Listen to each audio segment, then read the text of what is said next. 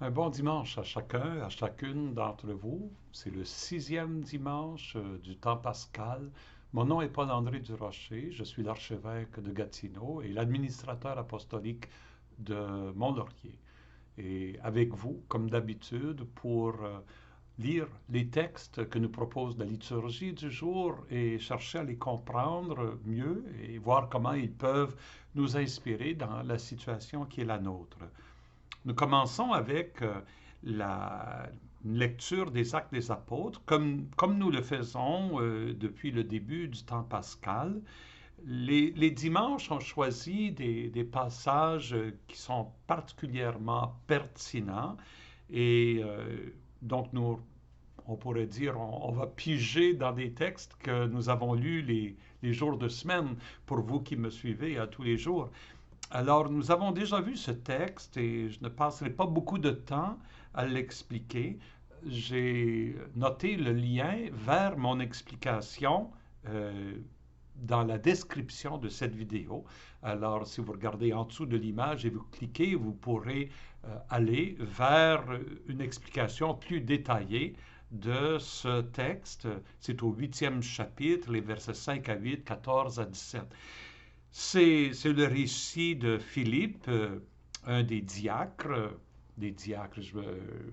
un de ceux qui a été mis à part pour la diaconie des tables, pour me servir du langage de Luc dans les actes, et qui s'en tient pas à la diaconie des tables, mais qui exerce la diaconie de la parole, en allant en Samarie prêcher la nouvelle de la résurrection de Jésus. Beaucoup de gens croient en cette bonne nouvelle. Et ce que l'on voit à la fin, c'est que Pierre et Jean, les deux apôtres à Jérusalem, décident de se rendre à Samarie pour voir ce qui arrive. Et ils se rendent compte que l'Esprit n'a pas été donné à ceux qui ont été baptisés par Philippe. Et l'auteur des Actes dit ils ont été baptisés seulement au nom du Seigneur Jésus. Alors Pierre et Jean leur imposèrent les mains et ils reçurent l'Esprit Saint. Je veux juste parler un peu de ce lien entre le baptême et l'Esprit Saint. Pour nous, ça semble étrange. D'ailleurs, quand nous baptisons, nous ne baptisons pas au nom de Jésus seul. Nous prenons la formule que le Christ ressuscité a laissée selon l'évangile de Matthieu.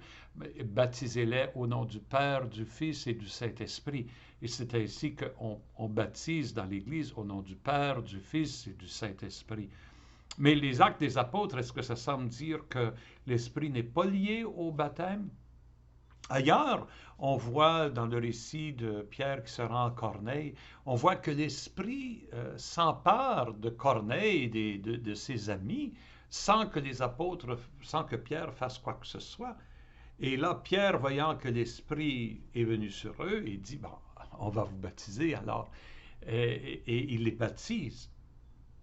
Par ailleurs, le matin de la Pentecôte, lorsque Pierre et les autres sortent et annoncent le Christ ressuscité et que la foule décide de croire en cette bonne nouvelle, la foule dit qu'est-ce que nous devons faire? Et Pierre dit soyez baptisés et vous recevrez l'Esprit Saint. Et en général, dans les Actes des Apôtres, ailleurs qu'ici dans le récit de Corneille, l'Esprit, le don de l'Esprit et le baptême sont toujours liés profondément. Euh, mais c'est une indication, de toute façon, que l'Esprit, on pourrait dire, il ne se limite pas à l'action des sacrements. Il est présent dans les sacrements, ça nous le croyons, il est actif dans les sacrements. On pourrait dire que les rites sacramentels créent une transparence pour l'Esprit Saint, pour que l'Esprit puisse venir agir dans nos vies. Mais l'Esprit n'est pas limité au rite sacramentel de l'Église. Jésus, à un moment donné, en parlant de l'Esprit, il dit à Nicodème, il dit, euh, le vent, tu ne le vois pas, tu entends sa voix, mais tu ne sais ni d'où il vient, ni d'où il va. Ainsi en est-il pour ceux qui sont nés de l'Esprit Saint. C'est comme si l'esprit ne se... On ne peut pas le capter, on ne peut pas le monopoliser. Et les sacrements qui sont des moyens on pourrait dire, privilégiés pour l'esprit d'agir, ne sont pas les seuls lieux où l'esprit agit. Et l'esprit peut toucher les cœurs et animer les âmes, on pourrait dire, en dehors de ces rites-là. Mais les rites demeurent des lieux particuliers où l'esprit agit. Et c'est pour ça, je pense aujourd'hui d'une façon spéciale à ceux et celles qui depuis longtemps, des adultes qui se préparaient à Pâques à être baptisés, confirmés et participer à la Sainte Eucharistie pour la première fois euh, et qui doivent attendre. Et qui doivent attendre. Tout le monde doit attendre hein, de pouvoir recélébrer, on pourrait dire, les sacrements. Et ça devient pénible pour nous. Mais mais je pense d'une façon particulière à ceux qui désirent ce don de l'Esprit dans le baptême, la confirmation et l'Eucharistie. Et j'aimerais leur dire que déjà leur désir crée cette transparence qui permet à l'Esprit de toucher leur cœur et de les unir au Christ déjà là. Alors soyez certains que l'Esprit est avec vous. Et demandons au Seigneur de nous aider à être vivants de cet Esprit-là. Et nous allons continuer à parler de l'Esprit dans les autres lectures. Donc, la première lettre de Saint Pierre, nous continuons tous les dimanches depuis Pâques, nous lisons cette première lettre-là. Nous savons qu'elle a été rédigée dans un contexte de persécution. Alors, Pierre, ici, est en train de parler de l'attitude à avoir si un chrétien est confronté, s'il est même affronté à cause de sa foi, s'il est menacé à cause de sa foi. Qu'est-ce qu'il dit? Il donne quelques conseils. Premièrement, honorez dans vos cœurs la sainteté du Seigneur, le Christ. Honorez dans vos cœurs, sanctifiez le nom de Jésus, en autres mots. Jésus nous a appris à prier dans le Notre Père qui es aux cieux, que ton nom soit sanctifié. Sanctifiez le nom de Dieu. Mais comme Jésus, nous le reconnaissons comme l'envoyé du Père, Pierre nous dit, mais sanctifiez aussi le nom de Jésus. Ça, il dit dans vos cœurs, dans votre prière, louez Jésus. Reconnaissez-le comme le centre de vos vies. Il est le Seigneur, il est le Christ. Ça, c'est la première chose qu'il faut faire. Donc, dans une situation d'affrontement, de confrontation, gardez Jésus au cœur de votre cœur, on pourrait dire. Okay? Ensuite, il dit, et soyez prêts à tout moment à présenter une défense devant quiconque vous demande de rendre raison de l'espérance qui est en vous. Défense, une apologie, une explication. Soyez prêts à toujours expliquer la raison de l'espérance qui est en vous. C'est intéressant la façon que Pierre dit ça. Hein?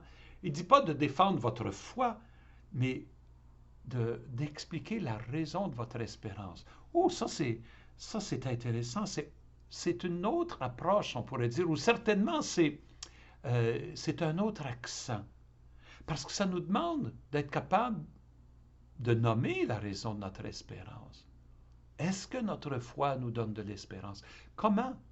Pourquoi la présence de Jésus dans notre vie nous donne de l'espérance? Pourquoi ça te donne de l'espérance à toi? Mais il dit ensuite, soyez prêts à faire ça, mais faites-le avec douceur et respect. Même si quelqu'un est dur avec vous, soyez plein de douceur et de respect. Ça fait penser à la phrase de Jésus, aimez vos ennemis.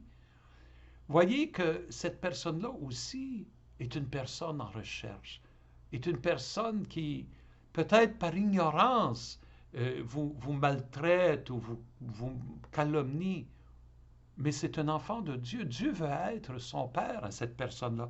Alors, traitez-la avec douceur et respect. Et il continue. Ayez une conscience droite à cause de la bonne conduite que vous avez dans le Christ. Regardez votre façon de vous comporter, les choix que vous faites. Agissez de sorte que votre conscience soit toujours claire, qu'elle soit droite. Ainsi, vos adversaires seront pris de honte sur le point même où ils disent du mal de vous. Si votre conduite, elle est bonne, belle, noble, sainte, ben, ça va, comme vos adversaires vont être bouche bée devant ça. Comment ils vont être capables de vous accuser? Il dit, il vaudrait mieux souffrir en faisant le bien si c'était la volonté de Dieu qu'en faisant le mal.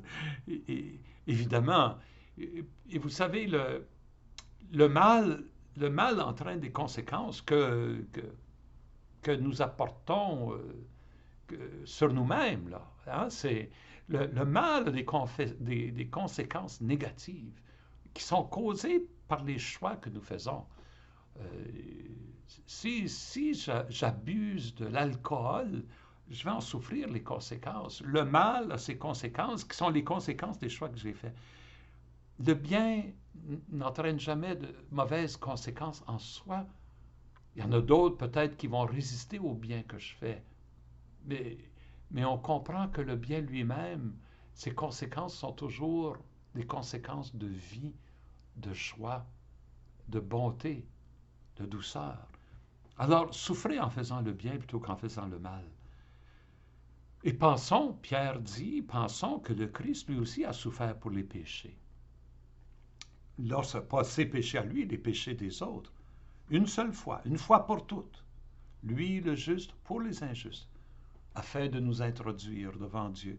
Il a été mis à mort dans la chair, mais vivifié dans l'esprit. L'esprit l'a ressuscité. Dans la puissance de l'esprit, il est ressuscité. Et c'est un peu la promesse que Pierre nous dit en suivant Jésus, en imitant Jésus. Nous aussi, nous connaîtrons cette puissance de l'esprit. Nous aussi, nous ressusciterons.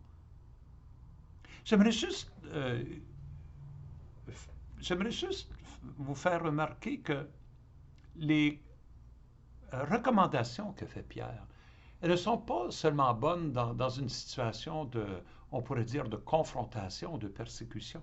Elles sont bonnes tout le temps.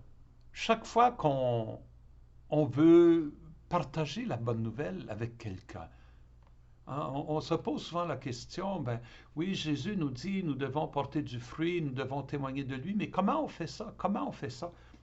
Je pense que la méthode, elle est donnée ici. C'est la méthode de l'évangélisation. D'abord, honorer le Christ dans notre cœur, en le portant en nous tournant vers lui dans la prière. Deuxièmement, en expliquant la raison de notre espérance, si quelqu'un nous le demande. Lorsque quelqu'un nous le demande, être capable d'expliquer la raison de notre espérance. Cherchons ça. Si j'avais un petit devoir à vous donner, aujourd'hui, ça serait ça. Quelle est la raison de ton espérance? Comment le Christ est une source d'espérance pour toi? Et de le faire avec douceur et respect toujours, en respectant l'autre. L'autre peut-être va dire, ben, ça ne m'intéresse pas ou ça ne me dit rien. Je te respecte. Je le fais avec douceur. On lui laisse la liberté. Mais surtout, par notre conduite. Voilà comment on témoigne de Jésus, par notre conduite. Il y a un auteur qui a écrit une fois, ne parlez pas de votre foi à moins que quelqu'un vous pose des questions, mais agissez de sorte que ça va provoquer des questions chez l'autre. C'est intéressant ça, hein? Ne parlez pas de ne parlez pas de votre foi avant que l'autre pose une question, mais agissez de sorte que l'autre va poser des questions. Que votre vie témoigne tellement de l'amour de Jésus que ça va faire surgir à l'autre un questionnement. Pourquoi tu vis comme ça? Pourquoi tu agis comme ça? Pourquoi tu te donnes comme ça? Pourquoi tu restes positif dans le milieu de toute cette situation souffrante? Et à ce moment-là, vous pouvez lui expliquer la raison de votre espérance. Oui, c'est un guide pour nous qui voulons évangéliser ici.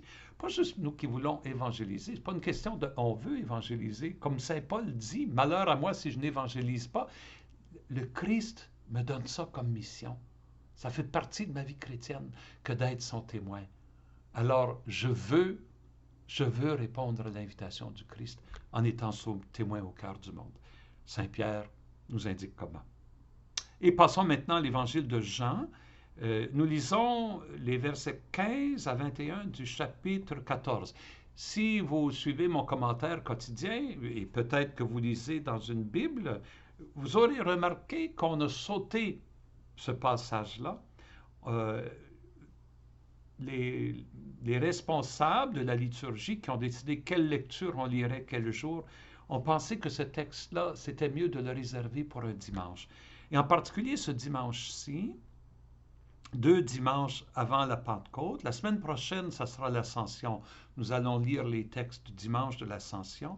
Mais le dimanche suivant, ça va être la Pentecôte. Et ce texte-ci nous aide à comprendre le lien entre le Christ ressuscité et l'Esprit Saint qui est donné. Je pense que c'est pour ça que ce texte a été réservé pour le dimanche. Alors, voyons-le. Jésus disait à ses disciples, je vous rappelle qu'on est le soir avant que Jésus meure, « Si vous m'aimez, vous garderez mes commandements. » J'ai eu souvent l'occasion de dire ces commandements, c'est de croire à lui et, en croyant à lui, donc d'aimer nos frères et nos sœurs. Et si vous m'aimez, vous garderez mes commandements. Et moi, Jésus dit, je prierai le Père et il vous donnera un autre défenseur qui sera pour toujours avec vous. Un autre défenseur. Le mot défenseur traduit le mot grec parakletos. Souvent, on va dire paraclet, le paraclet. C'est quoi un paraclet?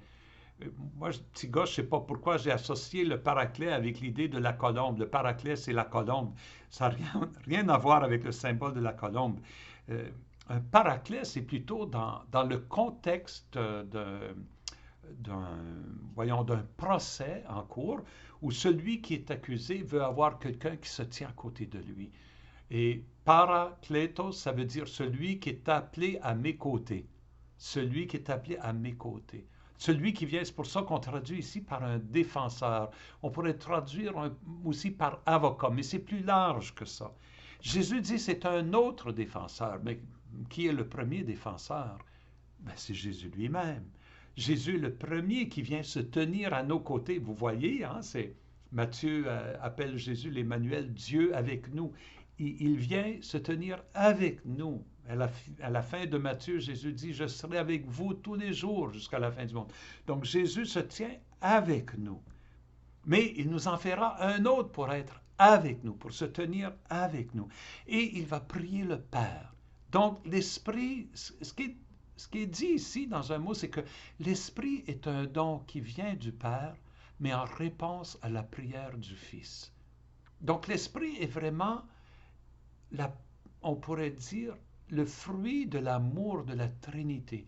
Et si Jésus a été avec nous pour quelques années physiquement, maintenant, c'est l'Esprit qui vient manifester ou qui vient nous lier à Dieu lui-même à travers son Fils Jésus. Et Jésus continue, l'esprit de vérité, il l'appelle l'esprit de vérité. L'esprit, c'est quoi la vérité? Jésus, il dit, je suis venu rendre témoignage à la vérité. C'est la vérité au sujet de l'amour du Père pour nous. Donc, c'est l'esprit qui révèle. Tout ce que Jésus a voulu révéler, l'esprit le révèle à nos cœurs. Vous voyez, donc c'est vraiment l'esprit du Père et du Fils qui nous est donné. Lui que le monde ne peut recevoir, car le monde ne le voit pas et ne le connaît pas. Hier, j'ai parlé, le monde dans ce qu'il a de ténèbres. Le ténèbre ne peut pas le recevoir, car les ténèbres ne le voient pas et ne le reconnaissent pas.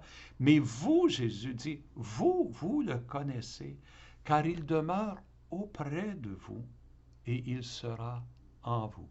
Présentement, il demeure auprès de vous. Comment ça, il demeure auprès de vous et plus tard, il sera en nous? Bien, présentement, alors que Jésus est présent le soir avant de mourir à ses apôtres, il dit, il demeure auprès de vous. Depuis que je suis avec vous, il est auprès de vous. Parce que cet esprit-là, c'est l'esprit de Jésus. Il habite en Jésus. Jésus est rempli de l'Esprit Saint. C'est pour ça que tant que Jésus physiquement est proche d'eux, ben, l'Esprit est proche d'eux aussi. Il demeure auprès de vous. Mais il sera en vous. Après ma résurrection, Jésus dit, il sera en vous. L'Esprit viendra habiter en vous, dans vos cœurs. Et en faisant ça, il permet à Jésus lui-même de venir habiter en nos cœurs. C'est une nouvelle présence de Jésus. Et c'est pour ça qu'on peut dire que l'Esprit, c'est la présence de Jésus après la résurrection. Jésus est la présence de Jésus après la résurrection. Et c'est pour ça maintenant Jésus parle de lui-même. Il dit, je ne vous laisserai pas orphelins, je reviens vers vous. Ben oui, dans l'esprit, il revient vers nous. D'ici peu de temps, évidemment, il parle le soir avant de mourir, dans 24 heures. D'ici peu de temps, le monde ne me verra plus parce que je suis mort. Mais vous, vous me verrez vivant. Vivant de la puissance de l'Esprit Saint. Comme Saint Pierre l'a dit, Jésus, il est mort dans la chair, mais vivant dans l'Esprit. Vous me verrez vivant et vous vivrez aussi. La puissance de ressusciter, parce que l'Esprit vient en nous, est une puissance qui nous habite aussi. Paul dit ça dans sa lettre aux Romains. Si la puissance de celui qui a ressuscité Jésus, si l'esprit de celui qui a ressuscité Jésus d'entre les morts demeure en vous, alors l'esprit de celui qui a ressuscité Jésus d'entre les morts vous ressuscitera aussi par le même esprit qui demeure en vous.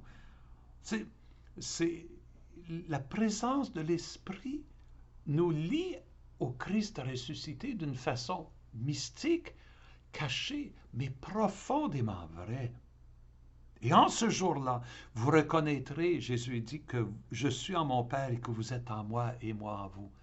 Oui, parce que l'Esprit nous unit au Fils et là, on peut comprendre toute la révélation du Père. Nous pouvons comprendre ce qu'il nous disait à propos de son Père, de son amour pour nous.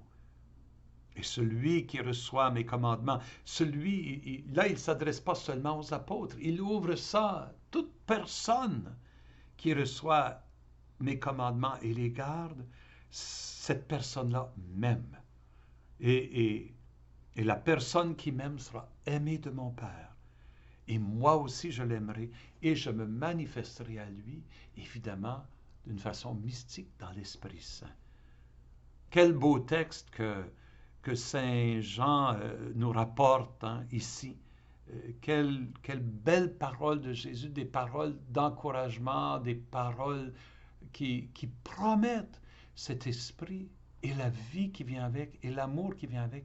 Tout ça, déjà, nous le goûtons déjà parce que nous cherchons à aimer Jésus, à suivre ses commandements, à croire en lui, à aimer nos frères et nos sœurs.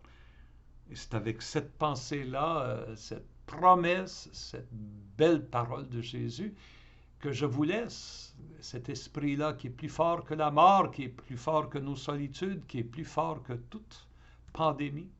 Avec cet esprit-là, je vous laisse au nom du Père et du Fils et du Saint-Esprit. Amen.